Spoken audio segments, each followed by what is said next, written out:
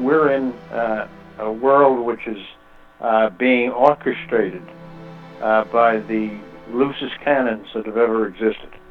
The most dangerous period in world history is today.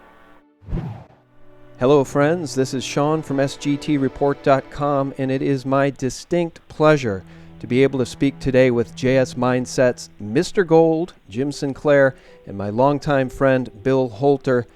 Look guys, as the global economic storm clouds continue to become darker and more ominous by the day, literally there's no one better to help us navigate these tumultuous waters than these two gentlemen. Boy, thank you so much, guys, for inviting me on to interview you. It's my distinct pleasure to be here. Thank you for joining. It's our pleasure. Fellas, I think it's important to start with the probably most newsworthy item of the day, which is the Deutsche Bank liquidity crisis. Just a couple of days ago, we saw Deutsche Bank hit an all-time low in its stock. It looked like it was Katie Bar the Doors as Deutsche Bank collapses. Its derivatives book, one of the biggest derivatives books on the planet, at risk. And now, as we're having this conversation today, on Friday, we see a 14% jump in Deutsche Bank stock based largely on Twitter rumors that Deutsche Bank is going to reach a settlement with the U.S. government and perhaps pay a lowered fine. I don't think, regardless what the fine is, guys, Deutsche Bank can be saved, and it might be just a matter of time before this derivatives domino parade begins to fall in earnest, and maybe that's exactly what's happening now. Your thoughts? Well, it's my idea that what you saw this morning was great choreography. Our markets are numbers in cyberspace, more of a Nintendo game than they are a price determination mechanism. And they had about 3 or 4 days to get ready for this because it was a common topic and didn't fly out of nowhere. And as I said to Bill last night, we were talking about it. They burned the barn down before they'd open the gate. And we also have to remember that there's an election involved here. We have to keep in mind that the Clinton machine Obama-Clinton machine is huge and capable, and there's nothing they won't do to give Hillary the shot. So I would tend to think that stuff on Twitter is interesting, but not relevant. Not relevant because the market was simply handled. And when the market was handled, and you could see it because gold opened very modestly. Silver was packing away, but gold opened modestly, rose down $6. All of a sudden, the next thing you see is up it comes the price of Deutsche Bank, and then everything else falls the other way. Perfect choreography is my answer. Bill, your thoughts? I kind of view this as what's going on now is like blood in the water. I don't think it makes a difference whether the fine is $14 billion, $5.4 billion, zero, or they're given money. They're undercapitalized. That's the bottom line. This is what happened in 2008. Liquidity is going to affect the capital. Pardon? I said the liquidity problem is going to end up in a capital problem because they're not taking into consideration the over-the-counter derivative impact. Right. Well, that's the bottom line. Is you're talking about a $75 trillion problem. Yeah. The other thing is the ECB really can't come to their rescue because if they do that, then you've got the Italian banks that are going to say, "Hey, you've got to rescue us." Monte dei Paschi and the other 2 or 3 Italian banks that have got a problem. Then you've got the Spanish banks, you've got Portuguese banks, you've got Austrian banks. I don't see an outright bailout by the ECB. Now, Jim, maybe you're right. Maybe there is some type of backdoor Fed action to keep a lid on this through our election. That's a possibility. Or you could see bail-ins. Who knows? But I think the likelihood of a bailout by the ECB opens up more bad doors than it does solve the problem. You're absolutely right, Bill. It's not the problem itself. It's what they do to prevent the problem that creates the basis of the long-term bull market in silver and gold, and the fact that those that are today for some reason disappointed don't understand this is what happened when Lehman Brothers won. Yeah, I was wondering that too, gentlemen. Is this the Lehman moment? Is this 2008 in 2016? Our mutual friend Bix Weir sent out a missive today commenting on the Deutsche Bank bounce, really a dead cat bounce, up 14%, on the rumors that the U.S. Department of Justice is nearing a settlement around $5.2 billion. But he notes that rumor started on Twitter and is now being cited by the MSN as inside sources, the mainstream media. He writes crazy stuff, especially since 2 weeks ago, the J.P. Morgan U.S. manipulation mouthpiece said that Deutsche Bank fines over $3.5 billion would still leave Deutsche Bank in ruins. His thesis is that this rumor was started by hedge funds so that they can get out of Deutsche Bank stock at higher prices. Makes sense to me. I think either way, Deutsche Bank is doomed, and as Deutsche Bank goes, so goes Europe? Well, Sean, speaking of hedge funds, yesterday there were 10 hedge funds that actually withdrew excess cash. So there's your beginning of the Lehman moment right there. That's the sharks in the water. Right. Well, what gave us the gold market back there wasn't Lehman going broke. It's what Paulson did. Okay? And what's going to happen here is that when Deutsche Bank finally faces the gun, it's what's going to be done outside of Deutsche Bank that will guarantee the maintenance of the long-term uptrends in precious notes. And so I have no disappointment in today whatsoever. I think it's acting perfectly along the script. At the end of my question there, Jim, I had said, as Deutsche Bank goes, so goes Europe, and I think you said, so goes the world. I mean, is it that bad? Yes, sir. Yeah, absolutely. Everything is interlocking into relationships, Bill. Yeah. I think that's the way we go. Yeah, I worry about it very much, and we should, because right now it's more serious than simply an economic problem. Well, Sean, they've got $75 trillion of derivatives on their books. They are counterparty to $75 trillion worth of derivatives, which means the other side is unfunded. They're naked, whatever you want to call it. You can't have a $750 billion hiccup, much less $75 trillion. I was watching a piece from my friend the Wealth Watchman today who put up a YouTube video, and he was commenting about that, Bill. He was saying that given Germany's GDP, Germany is such a powerhouse economically. Consider BMW, Volkswagen, Mercedes. It's just a powerhouse economically speaking.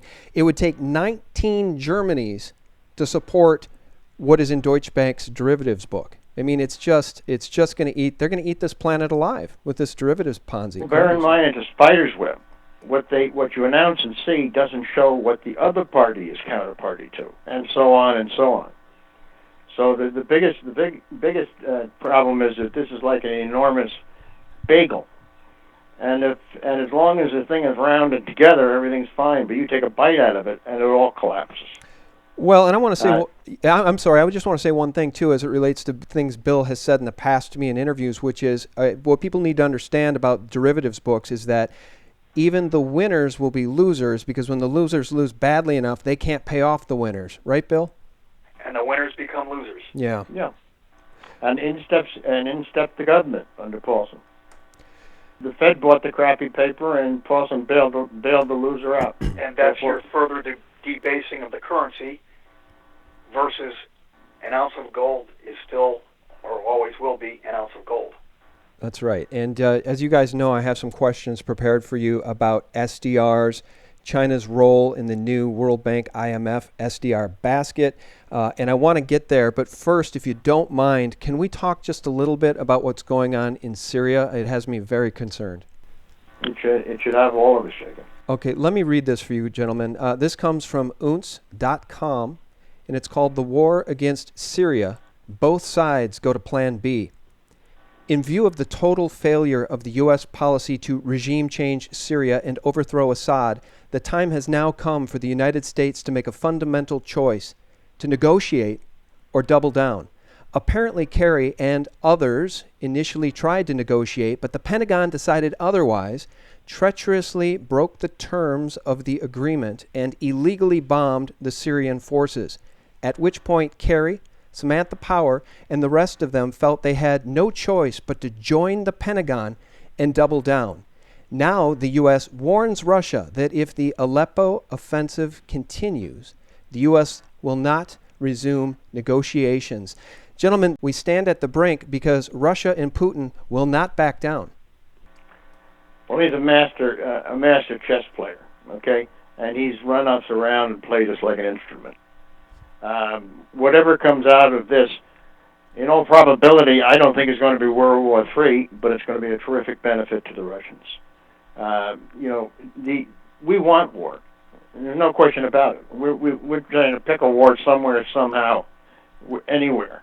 And Syria, like you said, is the most logical place for it to be. But I don't think it would be Putin who pulls the trigger. I had a soundbite to play for you in regards to this conversation. Bill, would you like me to play that now, or did you want to weigh in first? No, fire away. Go ahead. Okay. One of the things that strikes me about what's going on in Syria, gentlemen, is as we have all paid attention to what the U.S. government did in Iraq, what it's doing in Afghanistan, what it has done to Libya, we're not sure why they can't run away or just turn tail on this one, just negotiate with Russia. What is so important about Syria? It really does not add up. And from my view, the United States is no longer acting like the world's preeminent superpower, but rather more like a cornered rat. And it's very, very concerning because in Libya, they faced Gaddafi. They faced no real opposition. They didn't face Putin and Russia. And I just want to play this soundbite for you from Joseph P. Farrell, a man I admire, from his very latest News and Views from the Nefarium, which he released on YouTube as we're having this conversation today. Listen to this.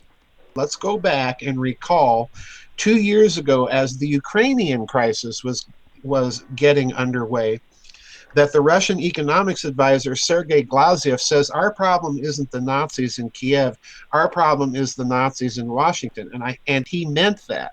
In other words, I think what they're saying is that Washington now, the federal government, the foreign policy of the United States is no longer even being run in a fashion that is representing Americans' interests at all. It's being run in a completely crazy way and by somebody else. By somebody else, and I think that is the segue back to the central bank conversation. The Federal Reserve, as you guys know, is privately owned. Some other entity has taken control of this government because they appear to not want to back down in Syria, which I do fear would lead to potentially World War III with Russia. Your thoughts on anything Joseph P. Farrell just said there? I think he hit it on the nose. Yeah, I think he's right. And what you were saying before, Sean, yeah, we're definitely doubling down. Kerry saying that breaking diplomatic ties, I mean, that's what you get before a war starts. That's a very, very bad... It's somebody in the neocon camp, Bill, that wants war. Wants it bad. Well, and they Daddy have to Warbucks, maybe. There has to be a distraction. Yes. Daddy There has Warbucks. to be a distraction.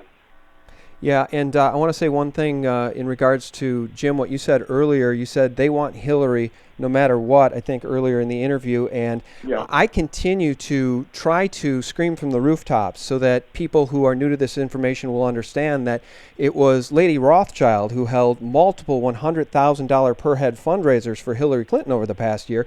So we kind of know who the puppet masters are of Hillary specifically. And it's very, very concerning. Now, standing against that in stark contrast is Trump, who says he will not enter into global agreements that reduce our power to see our own futures and to build a strong future for this country. He's referring to the TPP and, of course, formerly NAFTA, all of which Hillary Clinton supports. We will no longer surrender this country or its people to the false song of globalism. The nation state remains the true foundation for happiness and harmony. I am skeptical of international unions that tie us up and bring America down. And under my administration, we will never enter America into any agreement that reduces our ability to control our own affairs. So this election that we're seeing is tied into this very same conversation. If we want more of the same, if we want more unconstitutional war of aggression, vote for Hillary. Absolutely. And the stark contrast against that, I think, is Trump, who is at least saying many of the right things. Trump is been painted by mainstream media in an attempt to aid Hillary as a loose cannon. The cannon that's running around the ship is female, not male. I agree. Okay, well, I think this is all related. Again, the United States no longer acting like the world's preeminent superpower with the currency that has all the confidence and faith of the rest of the world. It's acting more like a cornered rat. We see an economic crumbling as we see a geopolitical crumbling of relationships, and it's very, very, very concerning. One of the questions I had prepared for you guys was Sean, before you Sure. go to another question, Mm-hmm. I did want to mention, and I've mentioned this interviews after interview, it's my belief that the odds are now probably 65-70% that we get some type of postponement, cancellation, whatever you want to call it, of our election. And the further Hillary drops in the polls, I think the higher the odds are. And obviously, any type of war in Syria, that could also be used as an excuse to not have an election. Okay. Well, we're certainly concerned about them stealing the election, even if there is one. But as you guys know, Trump rallies draw 10, 15,000 people. Hillary rallies turn into little meetings with 200, most of which are mainstream media mockingbirds who show up to, shill for her and try to represent a much larger audience. She really has no support. Did you see the online polls the other day, Sean? Yeah, and you know what's funny about that, Bill? If you look at the online polls from trustworthy websites, Trump is crushing it. But if you look at the polls from mainstream media, it's a draw or she's slightly ahead. It's complete poppycock. And we know that Reuters is fixing the polls. The Reuters is playing with their algorithms continually to try to give her the edge. And Zero Hedge has reported on that several times. Well, yes, the NBC hope that was 68-32.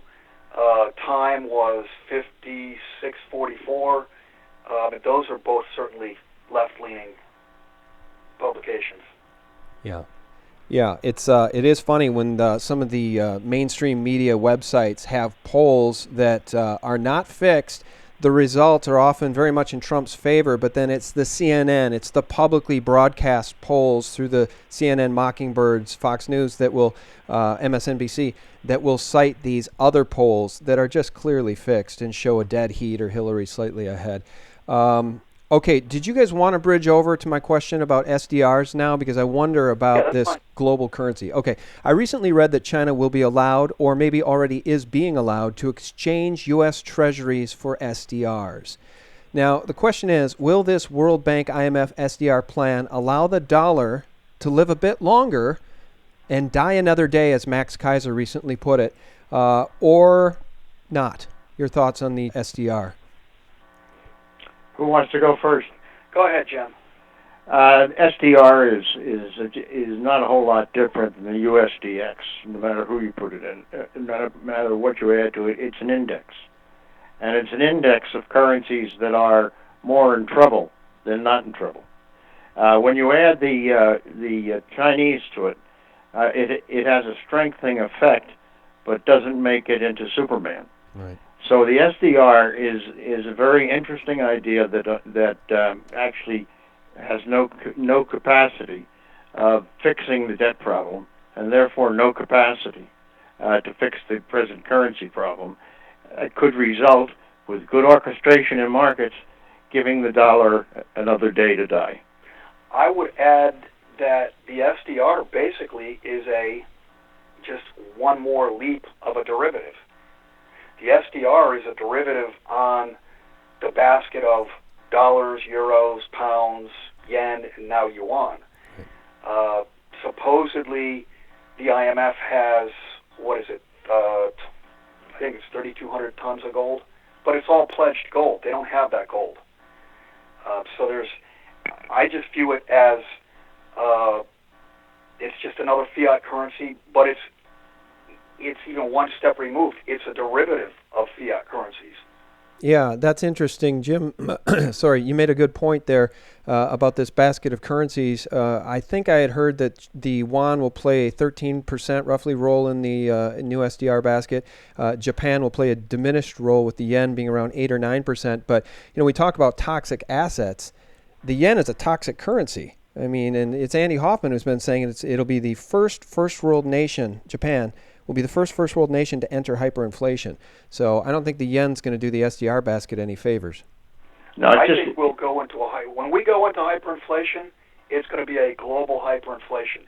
Japan may be the first one, but it won't be by much more than 24 hours. That's my opinion. Yeah, it's the other side of globalism. We've organized it, we put it together, we've lauded it, and now it's going to take us all down. Okay. All right. Well, this is a follow-up question I had written down. Maybe the answer is no, but again, I think I heard it by watching a Max Kaiser interview, and the thesis was that this new SDR, World Bank, IMF trick could allow the central banks to be saved from near-term destruction by soaking up the trillions in rotting assets on their balance sheets. What do you make of that? Do you think that this is a globalist trick to try to save some of these central banks from their own balance sheets? No. It won't work. No. Yeah, I don't think that will work. I don't see how it takes. You can't. A bad asset is a bad asset, whether it's held on a central bank balance sheet or you put it in a closet. It's still a bad asset. It's a game being played. So far, it's worked. Our world is a financial Nintendo. That doesn't have the legs to bring back economic prosperity. Whole thing's going to implode. Yeah, and against the backdrop of this collapsing derivative story with Deutsche Bank, I mean, all bets are off, right? I mean, there's just no way. No matter how good their tricks may have been a couple years back looking at it, now if the derivatives bubble pops, all bets are off. All bets are off, and that's why today is better for the long-term bull market in the precious metals, or the argument for it, than considering it a black swan that just exploded. It wasn't. It was known too well in advance, and psychology was handled magnificently to prevent the markets from doing what one would logically have expected. Okay, now they're going to have to respond to it, and it's the response that is what's bullish for gold and silver. Yeah, not the event, the response. You got it nailed, Bill. Yes. Okay. Let me ask you this then. What is China's ultimate endgame strategy for the gold they hold, Jim? Because we recently heard that, or I've heard, I think it was from Willem Middelkoop, that China does not want to be the world's reserve currency. They don't want the yuan to play that role because they don't want the debt associated with flooding the world with yuan. So they're playing this very smart, and they're playing along with this SDR for now on the world stage. But what is the ultimate endgame strategy for the gold they hold?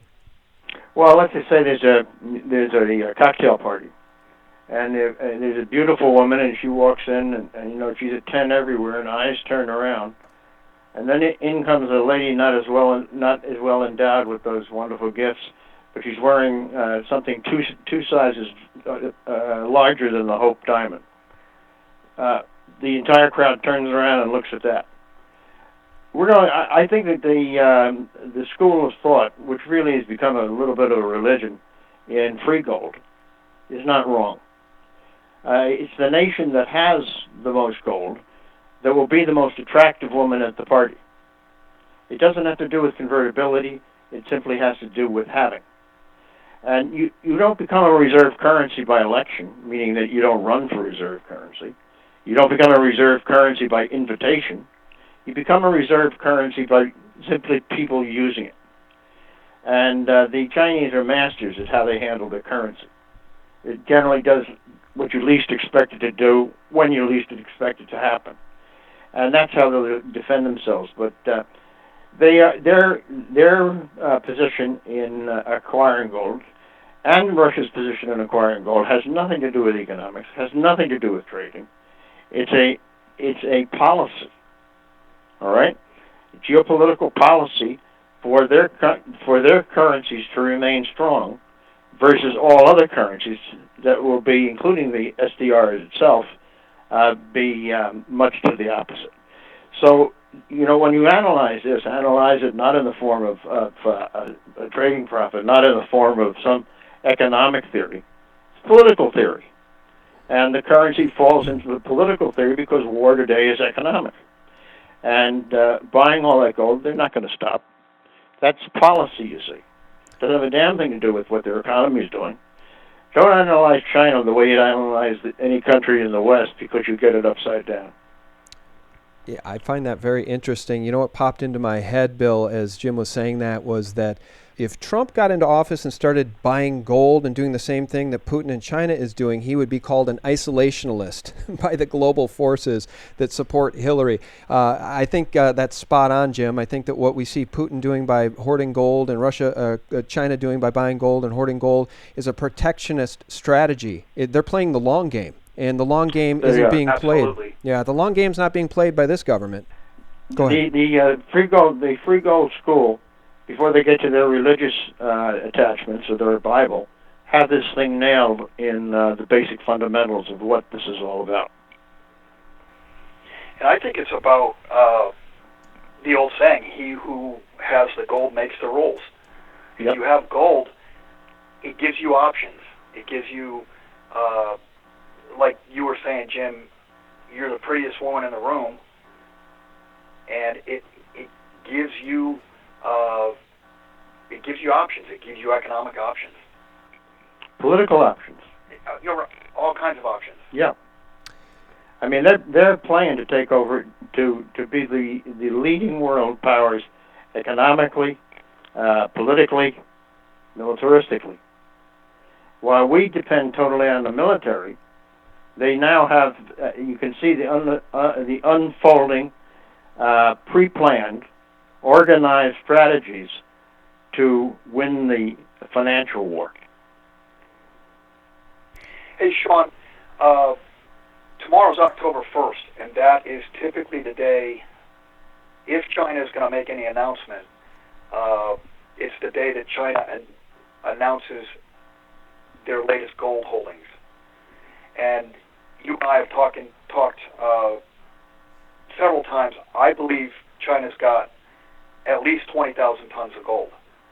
And if that's the case, I mean, if they were to come out with a big number like that, if you are the biggest holder of gold on the planet, it also allows you to price gold. And if you don't have gold, you can't price it. Right. I mean, we're pricing it right now with paper. We're doing it with the COMEX. We're doing it with LBMA. Gold and silver, they're suppressed. But China could come out with a big number. I'm not saying they will, but if they were to come out with a big number, it would not surprise me within a week, 2 weeks, a month, all of a sudden you see a much higher price of gold because China will make the price. Yeah, and you're not alone in that thesis, believing that China holds so much more gold. As you know, Bill, so many, Alistair McLeod, so many other researchers have said at least 10,000 tons, potentially far more than that. And it's a game changer because I think the Federal Reserve still values gold, what, guys, at what, $35 an ounce? 42 and change? 42. I'm not sure.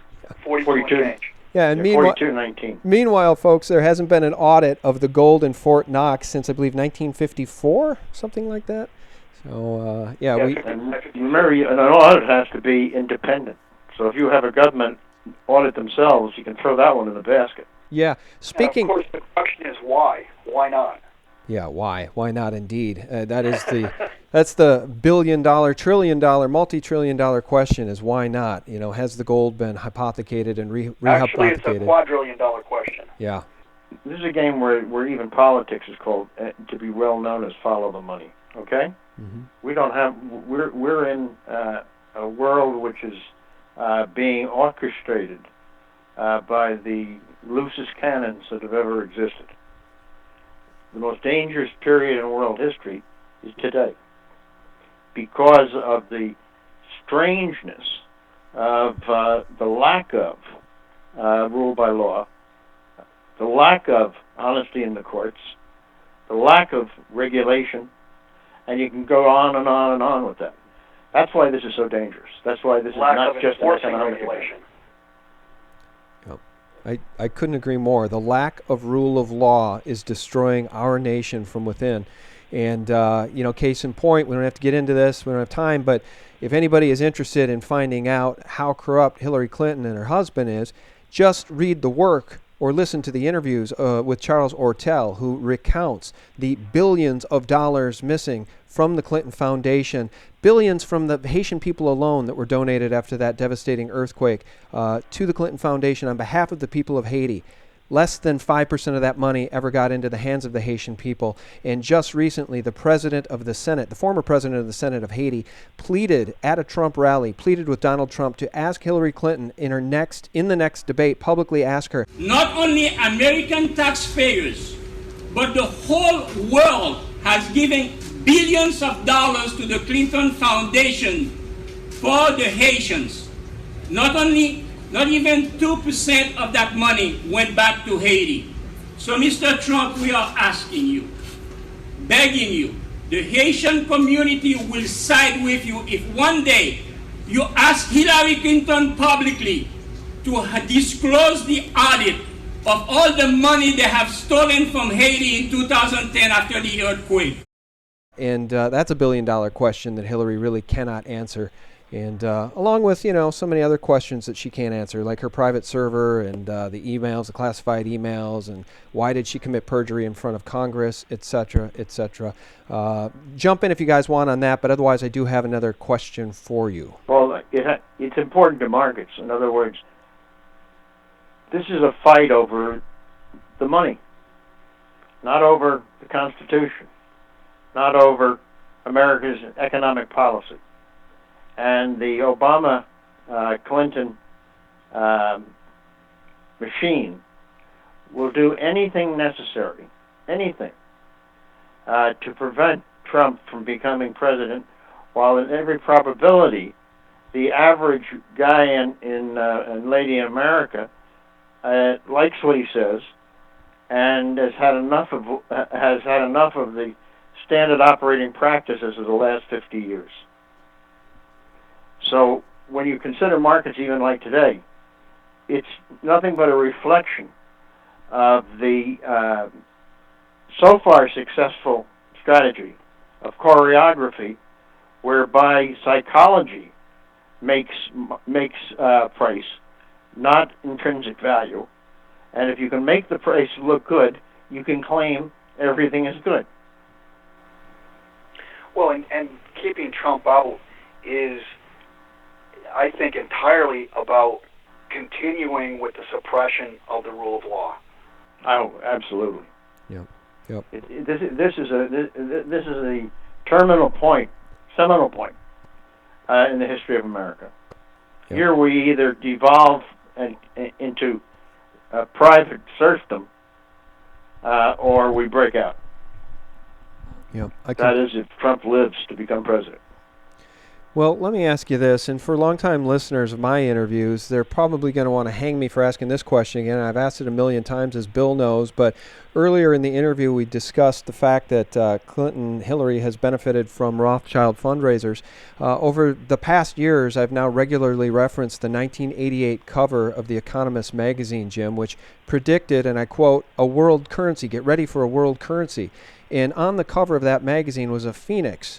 Around the phoenix's neck was a gold medallion stamped the year 2018, and the phoenix was standing on a burning pile of fiat paper.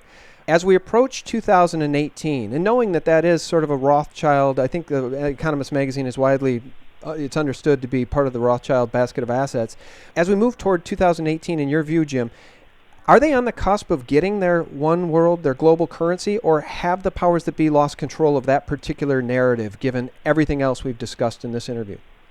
A question asked, as of now, present time, where they stand, they're winning.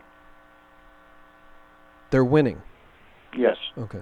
They haven't lost. They haven't lost control, or you'd have gold up $100 today, and Deutsche Bank would be in a black hole somewhere. Okay. And I think gold will be your your indicator Okay. as to when they start to lose control. But the question asked, as of this minute, Right. yeah, they got I control. understand. Okay. Well, let me ask a follow-up question then. In regards to the U.S. dollar and whatever's going to happen here, we can see stuff happening super rapidly now, right? We don't see like the dollar index crashing or anything just yet, but we can see geopolitically, on a global picture, the global stage, things are changing extremely fast with the SDR and, the powers that be. And again, that 2018 take us to a global, a world currency. What happens to the dollar? And for those listening, most of whom are probably in the United States, for those who have their world dependent on the faith in the dollar, what happens to the dollar in the near term, in the long term, as the world changes and moves away from the U.S. dollar as the world's reserve currency? Short term and long term? Okay, short term, it surprises everybody by getting stronger in the USDX.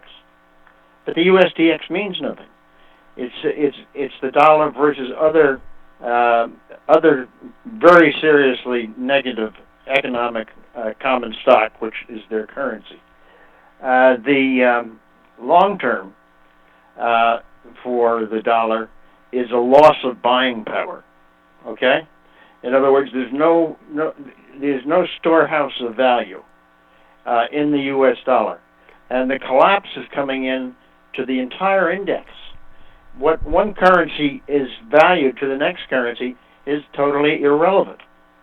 What's important is, what will the dollar buy at the supermarket or at the mall?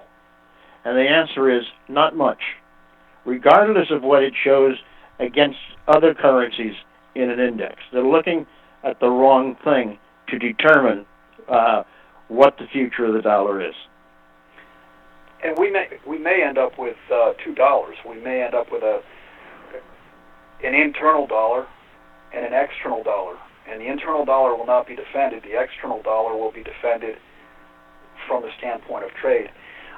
Sean, you mentioned things can happen quickly or overnight. And I think it's very important, something very important this week happened, and that was the override of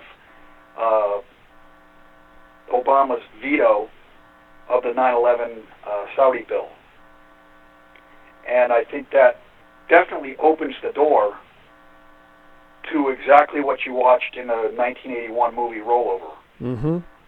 It began 8 days ago when a group of Arab investors withdrew billions of dollars from U.S. banks. That in turn started a chain reaction on the world money markets. Dollars, pounds, marks, francs, yen. Not one currency escaped. With U.S. assets being sold, just remember this. The treasuries can be sold, and the Fed will buy them, and the Fed will put them on their balance sheet, so that's not a problem. But how are they going to sop up all of the stocks that are sold? I mean, you've got Saudis that own major positions in major corporations, all of the real estate that's sold. And then the final question is, once those are sold and the Saudis have dollars, do you think they're going to hold dollars? I highly doubt it. And I'm sure they're so angered that they'll take those dollars, haul them down to COMEX, and dump them on the COMEX floor and say, we want gold. The only thing that argues against that, Bill, is nothing's changed since Lawrence of Arabia. And the Saudis are not courageous people. The potential for them taking a leadership in an economic fight is argued against by the character and culture. They are more part of the result than they are the cause. I agree with that, Jim. However, I do believe anything they do, they will do with Mr. Putin, Absolutely. Russia, and thus China yes. standing behind them. Yeah, absolutely. Right. They'd fall right in a millisecond, meaning in step. And that's the end of the petrodollar. Yep. Yeah. No, that fulfills the long-term buying power question of what the dollar's worth. Not much. Yeah, I think you guys are spot on. And to just wrap up here, we see China building bridges. We see the Silk Road, the partnerships with different nation states, including Russia, and here we see our government in the land that we cherish and love. You know, I love my country. I've got some serious issues with my government. So let's be clear. You guys are listening to patriots here. The three of us love our country.